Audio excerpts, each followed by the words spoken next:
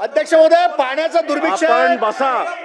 आणि मी आपल्याला विनंती करतो की दिंडोशी विभागात आपण केवळ माझ्याकडे आज बघून भाषण बोला. करतोय विधानसभेत, उद्या पाणी व्यवस्थित येईल. अध्यक्षाकडे बघून बोला साहेब, तुम्ही. मी आपल्याकडे बघूनच बोलतोय. आज मी या सभागृहात भाषण करतोय, उद्या पाणी व्यवस्थित यांचं येईल. बोलणं झाल्यानंतर पुन्हा आपण 10 बोला. दिवसांनी बस. पाणी कपात केलं जाईल आणि पुन्हा माझ्या भागात तीच परिस्थिती आहे. मुंबईतलं या भागातलं पाणी काढायचं, त्या भागात द्यायचं, त्या भागातलं काढायचं, त्या भागात द्यायचं, ही परिस्थिती आहे. आणि सगळ्याच राजकीय पक्षाच्या लोकप्रतिनिधींना हे सहन करायला लागतं. इकडे काय म्हणतात ना, एक मराठीमध्ये म्हण आहे की मांजराचं खेळणं आणि उंदराचं मरण, तशी परिस्थिती आहे. या भागातल्या नागरिकांना पाणी सोडलं की पलीकडची माणसं जी आहेत त्यांची बोंबाबोंब होते. आणि शेवटी याला कुठच्याही पक्षाचा राजकीय लोकप्रतिनिधी असला तरी त्याला सहन करायला लागतं. आयुक्त, अतिरिक्त आयुक्त हे सगळे AC कॅबिनमध्ये बसून राहतात. सकाळी उठल्यानंतर त्यांच्या घरी लोक येत नाहीत की आमच्या घरी पाणी नाही म्हणून.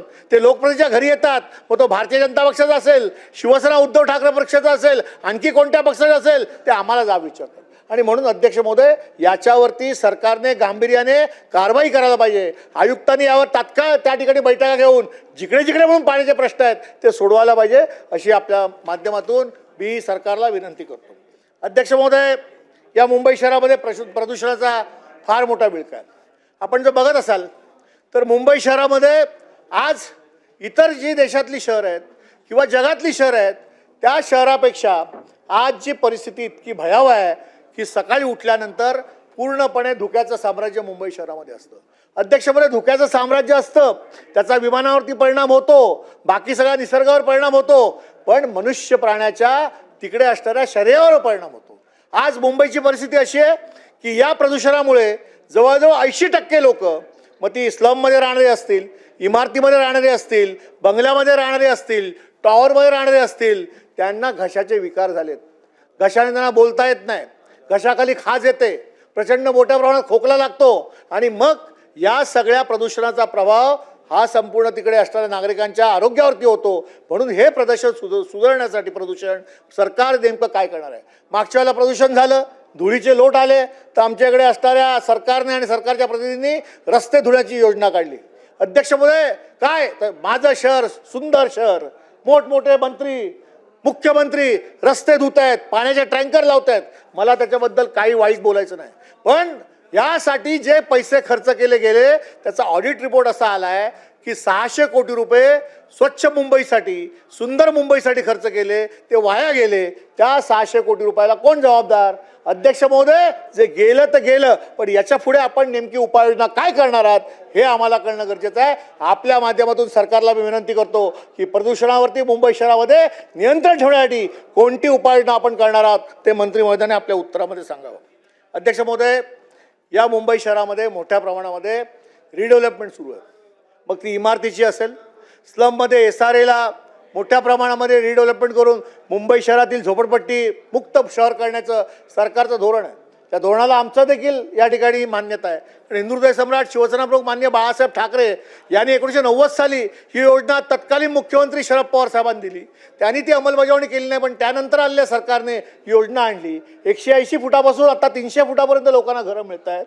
परंतु आज परिस्थिती अशी आहे की या SRA योजनेमध्ये जे आतल्या बाजूला मोठमोठे स्लम आहेत, जिकडे मोठ्या प्रमाणात सेलेबलला भाव मिळत नाही, तिकडे असणारे डेव्हलपर मोठ्या प्रमाणामध्ये PTC बांधतात. PTC काय आहे की SRAमध्ये जी घरं उभी राहतात त्यांना भाड्याने ती घरं देण्यासाठी PTC बांधली जातात. पण कुठून? तारदेवरून लोक जोगेश्वरला आणायची, कुर्ल्यावरनं लोक गोरेगावला आणायची. ह्या जी काय तिकडनं तिकडे लोक आणण्याचा जो काय प्रयत्न आहे, त्या प्रयत्नाला स्थानिक नागरिकांचा विरोध आहे. आज मी ज्या दिंडोशीचं नेतृत्व करतो तिकडे मोठ्या प्रमाणात PTC बांधण्यासाठी तिकडे असणारे आयुक्त SRAचे त्यांनी त्या ठिकाणी परवानगी दिली. मी मुख्यमंत्र्यांना पत्र दिलं, 2 वर्षापूर्वी पत्र दिलं की PTC आमच्याकडे चालणार नाही, तुम्ही घरं उभारा, ती PAP म्हणून उभारा आणि ती महानगरपालिकेला द्या, MMRDAला द्या. तिकडे माझ्याकडे नाल्या रुंदीकरणाचा प्रकल्प आहे, जवळजवळ 2000 घरं पाहिजेत.